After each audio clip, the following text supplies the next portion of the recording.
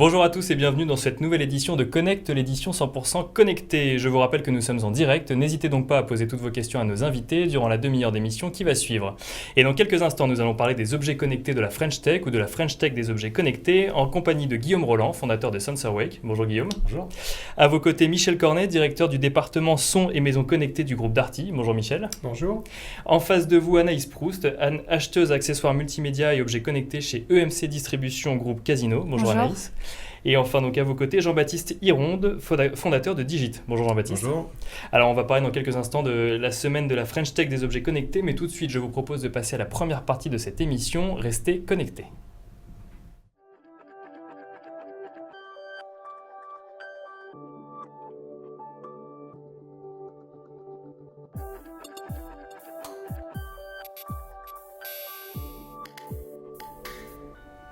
La startup TechBag vous propose de jouer au baby-foot connecté. Conçu en partenariat avec la marque française Bonzini, le baby-foot Football Society est connecté au réseau social éponyme dédié au baby-foot et fait entrer les nouvelles technologies dans le jeu, avec notamment l'arbitrage électronique. Une expérience nouvelle pour les utilisateurs qui introduit le comptage et la détection automatique des buts, mais aussi le calcul de la vitesse de tir. Le réseau social de Football Society prend ensuite le relais et permet aux joueurs d'accéder à leurs statistiques, leurs classements ou encore les trophées qu'ils ont gagnés. Un e-baby-foot à destination des marques qui souhaitent créer et fidéliser du trafic en magasin, mais aussi à destination des entreprises qui voudraient fédérer leurs employés autour d'un jeu permettant de continuer à échanger une fois la partie terminée. Et deuxième objet à l'honneur cette semaine, il s'agit de Clicker. Clicker qui vous permettra de centraliser le contrôle de vos appareils électroniques. Il s'agit d'un petit boîtier comme vous pouvez le voir à l'écran que l'on fixe sur un objet avec télécommande, comme par exemple une télévision. Plus besoin alors d'utiliser la télécommande concernée, vous pouvez à présent commander l'objet directement depuis votre smartphone. Pour cela, il faut télécharger l'application associée Clicker Next qui vous permettra, en plus du contrôle traditionnel, de contrôler vocalement ces derniers. Un contrôle que vous pouvez également partager avec votre famille ou vos amis grâce à un QR code mis à disposition sur l'application. Un boîtier sur chaque appareil donc, et votre maison se contrôle depuis votre smartphone. Et enfin, troisième objet à l'honneur cette semaine, il s'agit d'un drone. Et oui, on n'arrête plus la course au drone. Et le dernier en date s'appelle le Micro-Drone 3.0. Il est proposé par la société Extreme Flyer. Alors, pas encore sorti pour l'instant, mais proposé en pré-vente sur Kickstarter. Ce mini-drone permet de filmer en HD à 30 images par seconde et est équipé d'un stabilisateur d'image. Il pourra résister à des vents jusqu'à 70 km/h et grande nouveauté, pourra voler à l'envers. Autre nouveauté également, le drone peut être relié directement à l'application Meerkat afin de faire du streaming vidéo directement sur Twitter. Attention cependant à ne pas faire des lives trop longs car celui-ci ne dispose que de 8 minutes d'autonomie dans les airs. Voilà donc pour la revue de presse de ce mois et je vous propose de passer à la deuxième partie de cette émission, Connexion.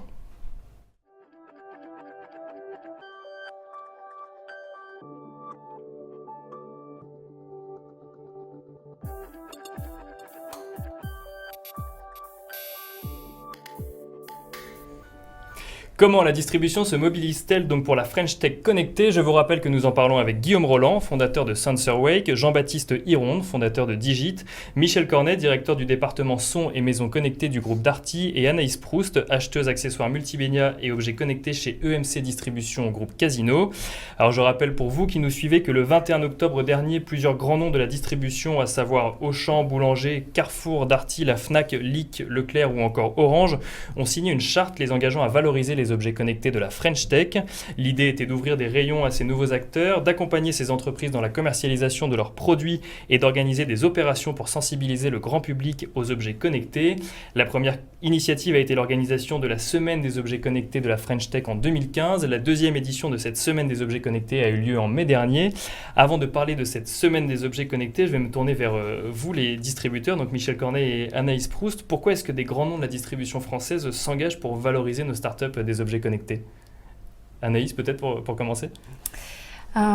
C'est déjà pour être innovant et pas suivre comme on peut le faire parfois. Soutenir aussi les startups françaises. On travaille beaucoup avec des entreprises de pays étrangers et ça fait du bien un peu de remettre les startups à l'honneur dans nos rayons voilà, de magasin. Et elle était à l'initiative de qui cette charte de la French Tech connectée, Michel? C'est le gouvernement en fait qui a mis au centre de la table la French Tech dans le cadre de la nouvelle France industrielle, qui vise à développer beaucoup d'activités en France. Et donc voilà, la French Tech, ou le mouvement French Tech est là pour faire connaître ces initiatives, faciliter le financement des startups, puisqu'elles n'ont pas de produits à vendre, et donc au départ, elles nécessitent beaucoup de financement. Et puis aussi, et là c'est là où nous on intervient, faciliter l'accès de ces startups à la distribution française pour commercialiser leurs produits. Et alors, ça permet de faciliter l'accès à la distribution. Guillaume et Jean-Baptiste, vous qui êtes donc co-fondateurs ou fondateurs de vos startups, l'accès à la distribution, c'est quelque chose qui vous a paru facile ou difficile quand il a fallu lancer vos produits ? L'accès à la distribution, on a la chance de pouvoir compter sur des partenaires, par exemple comme Extenso Télécom, qui ont un portefeuille assez large. Chacun a signé la charte, donc on est sur la même longueur d'onde, la French Tech, et on a une approche donc assez similaire. On peut arriver rapidement en rayon, même quand le produit n'est pas encore prêt. C'est le cas aussi avec des événements comme la semaine de la French Tech, où on présente le produit en magasin. Ça a été le cas à République chez Darty. On a présenté le réveil. Les personnes ont été confrontées au public réel. Donc il y a un vrai accompagnement, et les startups profitent de celui-ci pour pouvoir apporter et proposer leurs produits dans les meilleures conditions possibles. Parce que je crois que c'est justement là l'innovation, c'est qu'en fait vous avez accès en fait aux distributeurs et vous pouvez discuter avec eux avant même d'avoir un produit à commercialiser, et justement vous pouvez échanger sur la meilleure façon de commercialiser ce produit, je crois, Jean-Baptiste.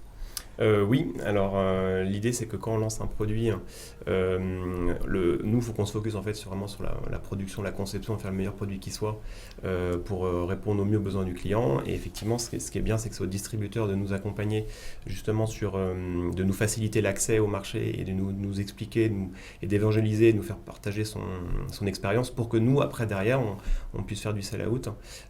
Donc tous ces dispositifs qui ont été mis en place nous permettent on va dire, de nous focus sur notre cœur business, qui est de concevoir des produits les mieux possibles en fait. Et alors concrètement, en tant que distributeur, quel était l'accompagnement que vous avez dispensé ou que vous dispensez encore aujourd'hui au quotidien ? Est-ce qu'il y a des besoins que les startups que vous identifiez en fait quand une startup est en phase de lancement de son produit, ou ça dépend vraiment de différents profils ? Je pense qu'une des choses qu'on peut apporter, c'est déjà faire une petite checklist avec la startup de tout ce qu'il faut pour pouvoir lancer un produit. Un packaging, un jet de code, une gestion SAV, des choses comme ça. Et puis aussi leur donner accès ou un accès facile à nos clients, aux consommateurs, pour pouvoir aussi tester un concept de produit. Pouvoir tester des messages sur un packaging, avant même que le produit soit produit. Mais voilà, à un stade de prototype. On l'a fait, nous, pendant la semaine de la French Tech, il y a une quinzaine de jours, où on avait 4 startups en démonstration donc à Darty République. Et il y en avait 3, en fait, sur les 4, qui n'avaient pas encore de produits à vendre, et qui testaient là leur concept produit, leur packaging. Et donc vous leur donniez en fait accès à un public et qui permettait d'avoir des retours en fait clients directement sur un produit qui n'était pas encore commercialisé et qui peut-être ne serait pas commercialisé ou commercialisé différemment du coup. Alors là, en l'occurrence, les startups qu'on avait choisies sont des produits qui sont vraiment en phase finale. Donc elles ont fini leur campagne de crowdfunding. Et voilà, mais elles testent encore et elles peuvent affiner leur message et se rendre compte que par exemple un message est peut-être mal compris, et donc il faut peut-être retravailler ce message pour mieux commercialiser le produit ensuite. Quand on voit par exemple pour la semaine du Connect Day, on rencontre donc les startups et ils sont encore ils sont partants en général pour retravailler leur packaging pour répondre au mieux aux clients avec donc on leur dit peut-être un peu plus des pictos, des choses claires, le logo de la French Tech par exemple. Voilà, c'est des échanges entre nous. Ça, c'est un élément vendeur, le logo de la French Tech sur un packaging d'objets connectés ? Je sais pas si ça fait vendre. En tout cas, il y a une vraie notoriété et il y a une vraie aura positive en fait. Maintenant, beaucoup de gens connaissent la French Tech, notamment au moment du CES. Il y a énormément d'articles, de reportages à la télé sur la French Tech. Et donc c'est une image de marque en fait supplémentaire qu'on peut apposer sur le produit. Ouais. Et alors si on parle maintenant de la semaine donc des objets connectés de la French Tech, Anaïs, est-ce que vous pouvez nous dire en quoi ça consistait ? C'est-à-dire que pendant une semaine, start-up et grands groupes travaillent ensemble pour démocratiser, j'ai envie de dire, les objets connectés? Oui, exactement. En fait, c'était mettre en avant les produits French Tech qu'on avait mis dans nos magasins ou sur le site internet. Il y a eu plusieurs phases d'action. Par exemple, Cdiscount mettait des bannières ou des messages sur la page d'accueil.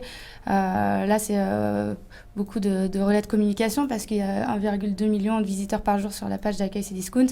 Il y a eu des newsletters envoyés pour Monoprix Cdiscount sur Twitter, des jeux Facebook, des PLV, des ILV mis en magasin, vraiment la mise en avant des produits. De faire comprendre par tous les moyens possibles qu'il y a des objets connectés en France et que les clients peuvent les acheter.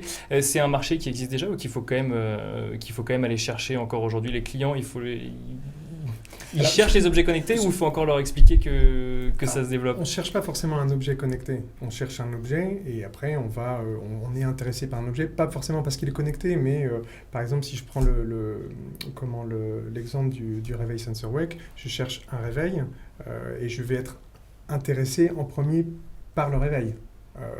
Je ne vais pas acheter le réveil parce que c'est un objet connecté. L'objet connecté, je pense que c'est un fantasme de conseil d'administration, en fait. Mais les gens, au départ, ils achètent un produit qui répond à un besoin. Et donc, on reste dans l'usage. Et justement, on va donner la parole à ces deux startups. Vous avez participé tous les deux à la semaine de la French Tech connectée? Oui, pour notre part, on était à République. On a présenté pendant les 2 jours, c'était vendredi et samedi, donc avec un fort trafic, le produit aux consommateurs qui étaient dans les rayons, avec la PLV, donc surtout le packaging aussi, on a eu des retours et ça nous a permis, avant de rentrer en rayon et être en magasin, de pouvoir avoir les meilleurs retours possibles et les meilleures améliorations à faire. Et ces retours, alors ils consistaient en quoi? C'était des retours plutôt positifs des clients? En fait, ils passaient et vous leur disiez, tiens, ben voilà, vous venez acheter un réveil, pourquoi pas regarder ce réveil olfactif? Dans la vie d'un produit, c'est surtout là vers la fin, parce qu'on a eu le temps bien sûr d'avoir des retours clients bien avant d'arriver là où on est au stade de la distribution, mais c'est affiner les messages, que ce soit un mot, des mots, ou même une mise en avant dans la PLV. La PLV, c'est ce qu'on met sur le lieu de vente pour présenter le produit. C'est hyper important que ça soit bien mis en avant et qu'on comprenne en un clin d'œil qu'est-ce qu'on vend. Digit, vous étiez également participant à la semaine des French Tech, vous êtes allé présenter en magasin Nous, on y était, nos produits y étaient. On a bénéficié de mise en avant dans certains magasins, dans certains ventes, parce que nous, on est en fait disponible en magasin dès à présent. Donc, on n'a pas participé, nous, physiquement, parce qu'on avait d'autres choses à faire. On est sur pas mal, on est en plein lancement en fait, de communication sur le produit MixFader. Par contre, on a bien évidemment fait d'autres événements avec notre distributeur Extenso. On a par exemple fait une sorte de journée porte ouverte chez Leak, où on a fait des démonstrations de notre produit en magasin pour justement recueillir des feedbacks utilisateurs. Quand ils arrivent, ils voient le produit, à quoi ça sert. Et alors là, on teste le discours en 3 phrases. On voit s'ils comprennent ou pas. J'ai pas compris. Là, voilà, donc là, il faut recommencer. Après, le produit, effectivement, il est déjà éprouvé depuis un moment. Enfin, quand nous, on est en magasin, et effectivement, heureusement que le produit, on va dire, il est finalisé.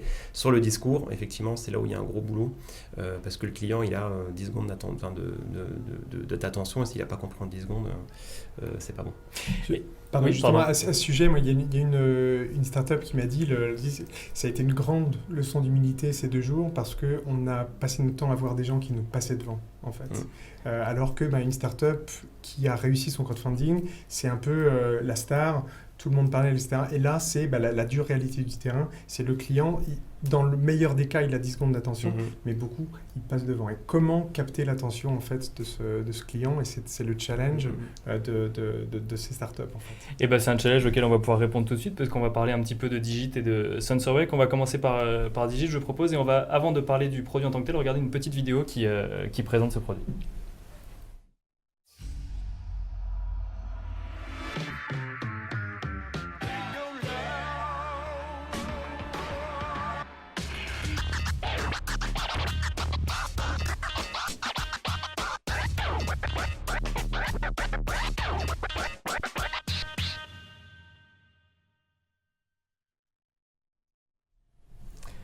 Alors, on va avoir plus que 10 secondes d'attention, bien sûr, pour en parler, mais Digit, alors à quoi ça sert et d'où vous est venue l'idée?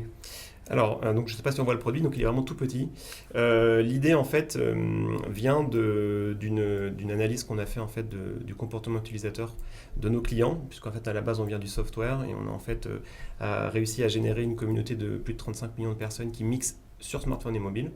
Donc c'est-à-dire que vous créez dans un premier temps des applications qui permettent de mixer directement Exactement. sur smartphone et En tablette. fait, à la base, on est leader mondial des apps de DJ sur smartphone, tablette. Et en fait, on s'est aperçu via les statistiques et les datas qu'on a recueillies que les utilisateurs en fait, avaient des difficultés à utiliser le produit parce qu'il manquait quelque chose. Et ce quelque chose, c'est le crossfader. Donc en fait, on a rematérialisé un des composants d'une platine qui en fait était indispensable pour pouvoir pratiquer toutes les techniques de mix possibles et imaginables. Donc c'est comme ça qu'est venue l'idée. C'est vraiment pour rematérialiser quelque chose, pour redonner un meilleur contrôle à l'utilisateur. Et après, ça nous permet également de permettre à nos utilisateurs en fait d'aller créer des contenus plus riches, de partager du coup ces contenus et donc de créer des sortes de boucles virales. Voilà, donc l'idée, l'origine est venue de là, c'est plutôt un constat que une idée qui est tombée du ciel comme ça. C'est vraiment basé sur des statistiques. Et alors une question toute bête, mais si on pouvait mixer sur tablette et smartphone et qu'on a maintenant un mix fader, il se connecte comment? Il se connecte en Bluetooth? Alors, il se connecte donc en Bluetooth, donc en Bluetooth 4.0, donc ça marche. L'avantage de ne pas avoir de câble, c'est qu'on a, on marche avec Android, iOS et Windows. Et deuxièmement, pour faire ce produit, on a dû déposer un brevet et on a développé une puce qui permet de ne pas avoir de latence. Parce qu'en fait, en audio, l'oreille humaine ne peut pas, il y a une tolérance très très faible. C'est pas comme l'œil, par exemple. On est entre 24 images par seconde. Donc, on a dû développer une puce qui est Bluetooth Low Latency. Et donc, en fait, on a dû déposer un brevet là-dessus, c'est une première mondiale, on a 5 millisecondes de latence. Donc, c'est-à-dire qu'en fait, on ne vous entendait rien. Faire de l'audio en Bluetooth, jusqu'à présent, c'était impossible. Donc voilà, donc ça c'est encore une belle illustration du savoir-faire français.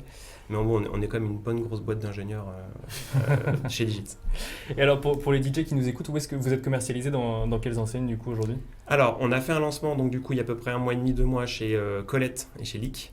Ça nous a permis justement de voir un peu les premiers retours clients et de vraiment minimiser la distribution au début. Et là, on est en train d'ouvrir aux grandes enseignes, grands retail premium comme Fnac, Boulanger, Darty bientôt sûrement, etc. Et jusqu'à la fin de l'année, le but c'est de se préparer pour Noël. Clairement, l'enjeu c'est vraiment Noël, donc affinage des messages de communication, que les applications marchent bien, la logistique marche bien et qu'on soit prêt pour envoyer à Noël.